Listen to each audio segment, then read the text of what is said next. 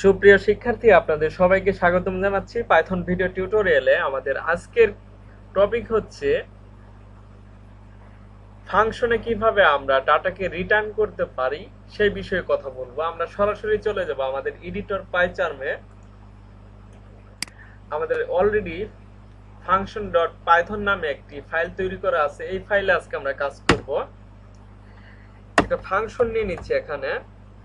এই ফাংশনের একটা নাম দিব এড। এর ভিতর দুটা প্যারামিটার নিচ্ছি, এ নামে আর বি নামে, কোলন, এবং সাম নামে আরেকটা ভেরিয়েবল নিচ্ছি।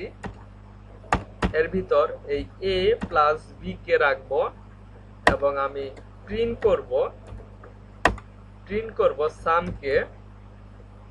এখন যদি আমরা এই এড ফাংশনকে বাইরে থেকে কল করি, এর যদি দুইটা এর একটা প্যারামিটার, এর যে প্যারামিটারটা আছে এর যদি একটা ভ্যালু দেই 20, আর বি যে প্যারামিটারটা আছে এর যদি একটা ভ্যালু দেই 30, তাহলে আমি যদি কোডটা রান করি কি হচ্ছে এখানে 50।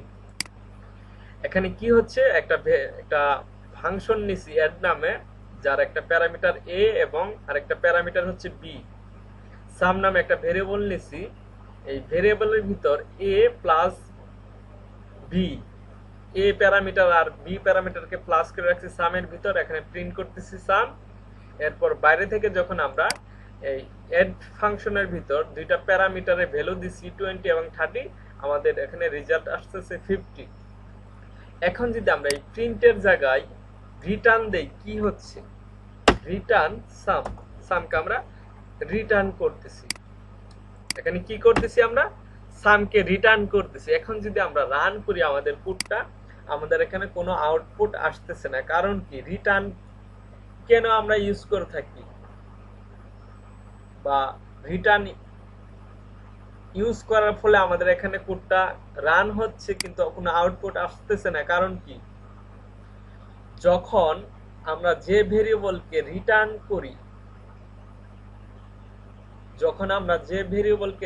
করি, আবার সে তার ভিতরেই চলে যায়। এর মিনিং হচ্ছে আমরা এই ভেরিয়েবলকে রিটার্ন করতেছি। এই ভেরিয়েবল কি করতেছে, এ আর বি কে প্লাস করে রাখতেছে। আমরা যখন এই সামকে রিটার্ন করতেছি, তখন এই সাম রিটার্ন করে আবার এই এড ফাংশনে চলে আসতেছে আমাদের। আমি আবারও বলতেছি, যখনই আমরা কোনো ভেরিয়েবলকে রিটার্ন করি বা কোনো প্যারামিটারকে রিটার্ন করি, সেটা আবার সে পুনরায় তার ফাংশনের ভিতর চলে আসে। এখানে যেহেতু আমরা সামকে রিটার্ন করছি, এই সাম কি করছে, এ আর বি কে প্লাস করছে, এ আর বি এখানে আবার চলে আসছে। এখন যদি আমরা এই এড কে যদি প্রিন্ট করি, তাহলে আমরা আমাদের কাঙ্ক্ষিত রেজাল্ট আমি পেয়ে যাব।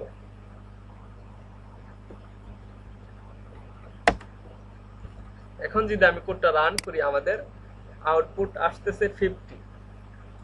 এই রিটার্ন কিভাবে কাজ করতেছে অবশ্যই আপনারা বুঝতে পারছেন। যখনই আমরা কোনো ভেরিয়েবল বা কোনো প্যারামিটারকে রিটার্ন করব, তখন সেই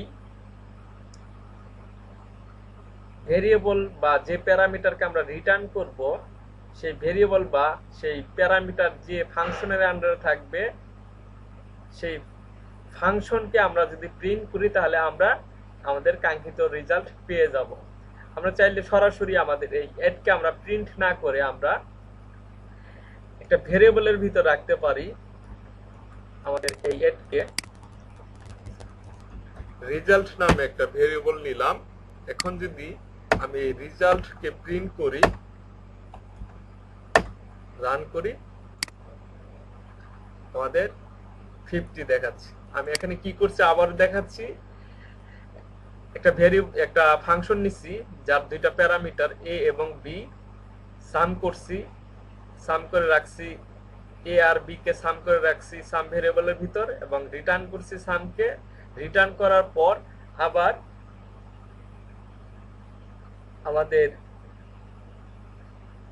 এই ফাংশনের ভিতর চলে আসতেছে, যার ফলে আমরা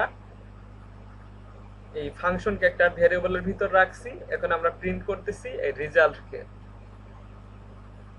আমরা আমাদের আউটপুটটা পাচ্ছি 50। আমরা জানি a প্লাস b 20 প্লাস 30 হচ্ছে 50।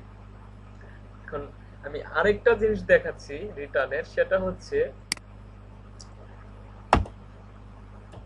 ইফ এই a হচ্ছে b এর চেয়ে বড় যদি হয় রিটার্ন করবে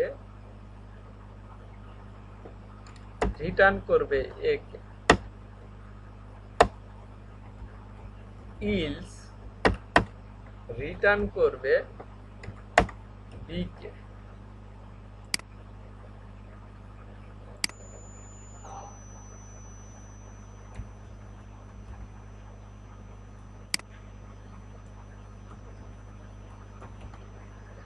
এর ফলে কি হচ্ছে, এটা হচ্ছে আমাদের দুইটা প্যারামিটার, এখানে বলতেছে আমাদের এই a প্যারামিটার হচ্ছে b প্যারামিটার চেয়ে বড় যদি হয় আমাদের রিটার্ন করবে এই a প্যারামিটারের ভ্যালুটা। আর ইলস করতেছে যদি এটা ফলস হয় তাহলে আমাদের এটা কাজ করবে রিটার্ন করবে b কে, এই b এখানে, যার ফলে আমরা কি পাচ্ছি লার্জ। এই কাজটা আমরা করে কি পাচ্ছি, আমাদের এই দুইটার ভিতর থেকে ম্যাক্সিমাম সংখ্যা কোনটা সেটা আমরা বের করতে পারতেছি। তাহলে আমাদের এই আবার আসতেছে এই ফাংশনের ভিতর, যেহেতু আমরা রিটার্ন করছি এই ফাংশনের ভিতর আবার চলে আসতেছে এই ফাংশনকে আমরা একটা ভেরিয়েবলের ভিতর রাখছি লার্জ, এবং আমরা প্রিন্ট করছি লার্জকে, যার ফলে আমরা এখানে ম্যাক্সিমাম সংখ্যাটা আমরা পাচ্ছি 30। চাইলে আমরা সরাসরি এই এড ফাংশনকে আমরা প্রিন্ট করতে পারি। প্রিয় শিক্ষার্থী, আমরা রিটার্ন কেন ব্যবহার করে থাকি, কেনই বা আমরা রিটার্ন করব, অবশ্যই আপনারা বুঝতে পারছেন। রিটার্ন নিয়ে আমরা পরবর্তীতে আরো কথা বলবো। তো আজকের ভিডিও এ পর্যন্ত, সবাই ভালো থাকবেন। আসসালামু আলাইকুম।